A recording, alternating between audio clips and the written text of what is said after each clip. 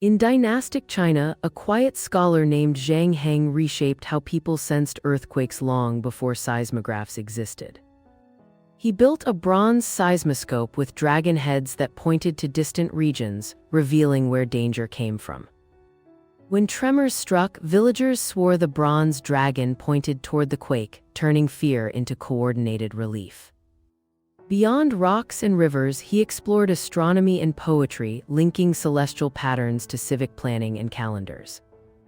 His blend of practical engineering and theory quietly helped shape modern ideas about measuring the world and protecting people in everyday life.